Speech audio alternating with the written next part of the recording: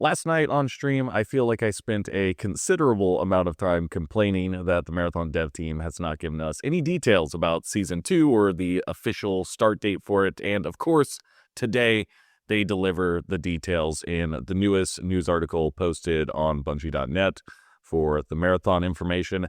And that is Season 2 will be beginning on June 2nd. The first little block here reads, runners continue to pillage what isn't theirs across Tau Ceti, and the UESC is growing tired of their criminal activities. Season 1 comes to a close. You'll see the first of the UESC's renewed security efforts, with more to come when Season 2, Nightfall, begins on June 2nd. And, of course, we'll be getting more seasons about Season 2 as we get closer to June 2nd. So, stuff coming here at the end of Season 1. We're going to get guaranteed map events and keys. Locker room keys are guaranteed to drop from Wardens for the remainder of the season. Additionally, map events like Intercept, Lockdown, Warden Spawns, Convoy, and Anomaly will now be guaranteed on each run, so you can benefit from the rewards even more, which, man, I feel like everybody who's been playing has been saying this from the beginning. That's cool to see, and it's going to get a lot more materials and salvage and stuff into the loot economy. We'll also see an increase in UESC presence across Tau Ceti 4, new Warden encounters, so the Wardens are going to be spawning at different POIs in all the maps. The UESC dropship flyovers and crash sites will be added to the map.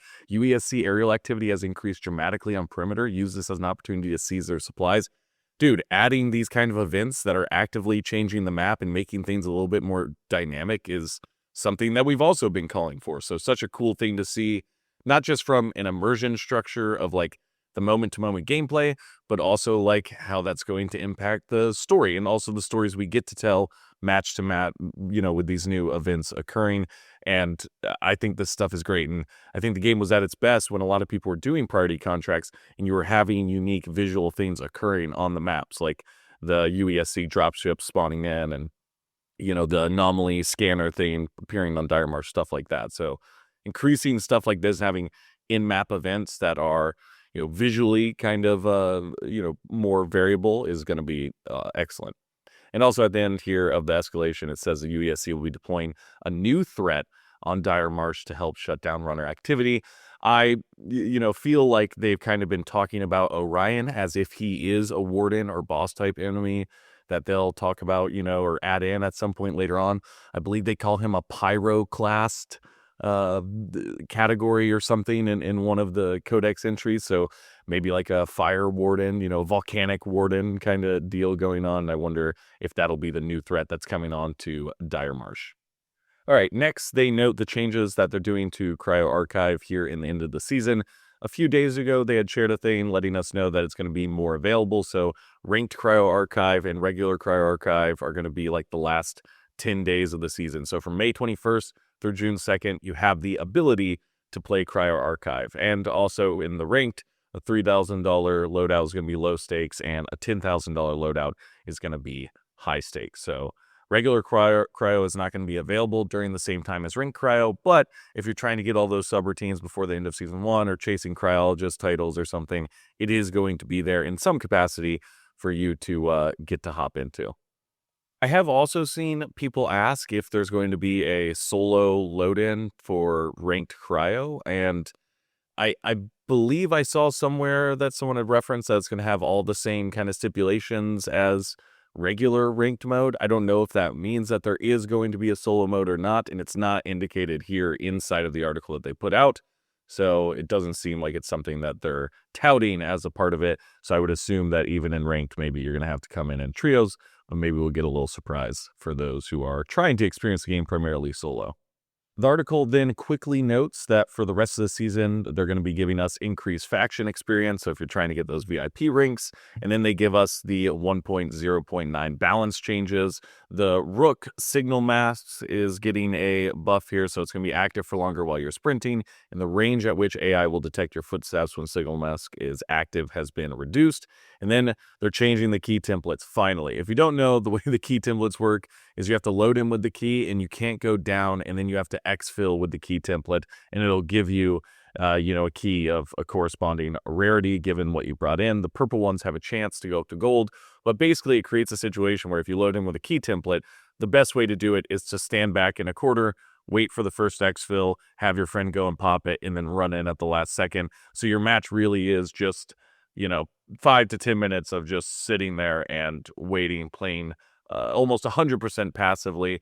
And they're changing that because obviously that's not a ton of fun. So for the rest of Season 1, the key templates will be changed from fragile to compromised, meaning you no longer just have to exfil with it and you can get downed with it without it breaking, but rather you have to hunt around for a matter fixative. So when you exfil it, it's transmuted into a real key. So I think that's a great change to how the key template system works, just because it promotes the most boring version of the game possible. They also note here that there's going to be a new way to find keys. We'll be creating new places for deluxe keys to drop, so there's now another chance for valuable loot on every map. Next, they go into everything that you're going to be losing at the seasonal reset. Obviously, they say here that the goal with the new season is to put everybody kind of on the same playing field as they go into Season 2, so everyone's kind of at the same spot, and we get to re-experience that kind of initial part of the game where everybody is building up. So here's a, chart with the ranked rewards on there if people are trying to go for those. And then down here, they kind of delineate what exactly is affected by the reset and what isn't affected. I'll put them both on screen now so you can see them. Kind of the most interesting thing for me, obviously, is the priority contracts, where I feel like the bulk of the narrative seasonal content is coming from. It says here that the priority contracts do get wiped, obviously, but the first contract for each faction is still held. Now, we've talked about how are they going to introduce new narrative content season to season? How are they going to retain the story information that came from the priority contracts in Season 1 while also adding new stuff? Are you going to have to replay through those seasonal contracts here before you access any new ones? Will there be new priority contracts in Season 2? My assumption is that there will be, given that a whole map is changing, and maybe they're going to want to do something interesting with that in terms of what the factions want you to do there. But with this saying that the first contract for each faction is the only thing that's going to stay inside of the codex, maybe? Or maybe they're saying the codex entries, like if you've done all the codex entries, those will stay, but perhaps... I don't know, perhaps like the contract themselves will reset, so you have to go back through it.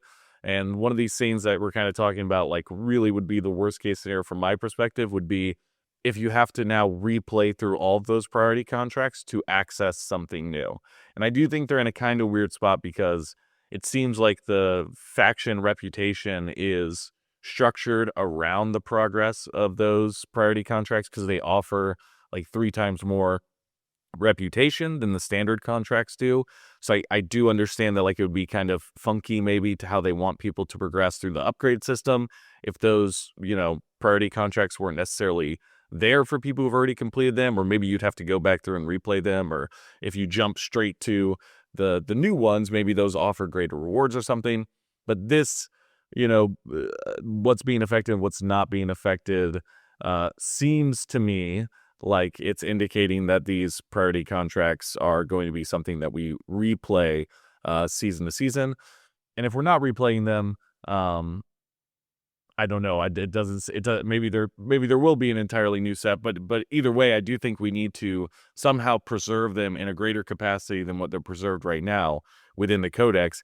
Given that you can't go back and see every priority contract, and you can, for the ones that are stored in some way, you're only seeing the intel entry that you get for completing the contract, as opposed to the narrative stuff or the actual like contract objectives, or even the part where you get to speak to the faction representative. Like none of that stuff is stored. It's just whatever the intel entry is. So if those are going away, I would like to see them kind of preserved in the game, maybe in a better way. I do think that one thing that is kind of maybe telling from a story, context, is that all the factions will be unlocked. So if you've done the introducing Cyberacne or introducing Arachne, introducing Nucal, stuff like this, those are going to be there. And that initial priority contract that you have for each of those factions is already going to be done. So that completion status will carry over season to season. So I guess from like a story side, that seems to potentially indicate to me that like our mind isn't completely wiped of last season. So I do wonder if there's going to be a greater story reason for why we're losing all of our stuff beyond neural deletion or some kind of reset, because obviously it seems like Syac doesn't have to introduce us to all of these factions again, which would be something that, right, would need to happen if we were entirely unaware of what just happened in the last season. So we are at least carrying that over, and I wonder if that will play into how they tell the story in season 2. And finally, here at the end, they give us some details on some sponsor kits, much like how going into the release of the game, if you had played the server slam and reached a certain level, you got some enhanced, items to start off your first season with. Now it's going based on runner level. So runner level 10, 25, 50, and 75 all grant you some higher quality sponsor kit availability for the start of season 2 to give you a little boost ahead, which I'm sure for me, I'll be losing immediately. And then finally here at the end, we get this little snippet that is kind of our only true details about Nightfall, attached with an image of Darsh at night reigning, Narsh, now that we're calling it Night Marsh. And this says, begins on June 2nd and brings the new Night Marsh zone. A new runner shell, new weapons, a new system to customize your runner shell stats called the Cradle, faster faction progression, several quality of life updates based on your feedback, and more. I absolutely think the kind of happiest thing, the thing that makes me the happiest here that I see is the faster faction progression. I really feel like so many of the upgrades just became kind of like not even worth it for me to attempt, almost even beyond trying to get the subroutines, which I think are another difficult thing to get. But a lot of these faction upgrades being hidden behind so many of these super rare valuables just seemed like not even worth it to attempt. And also, I hope this faster faction progression applies to the priority contracts. Like we talked about earlier, there's a shit ton of them. It'd feel bad to do them all again, personally. And also, I think it should be something that's, can be obtained in a reasonable amount of time for somebody who wants to engage with the game, but doesn't have the ability to put in 2 full work weeks amount of time into it in a given 3-month period. So I think it should be something where if you want to see like what the story is of the season, that should be something that's more, reasonably approachable without having to dump such a considerable amount of time into the game. And hopefully that's what they're kind of implying here with this. And the full reveal for season 2 will be coming the week of May 25th. And I'll be yapping about it here on the channel. I want to hear your thoughts on season 2. I'm going to do a video later this week about kind of my wish list for season 2, the things that I want to see a little bit more nitty gritty, that they don't really go into here, and see what you guys think about that as well. But I want to hear your thoughts on this. Let me know in the comments, yada, yada, yada. All right. Love you. Bye-bye. Adios. Toodaloos.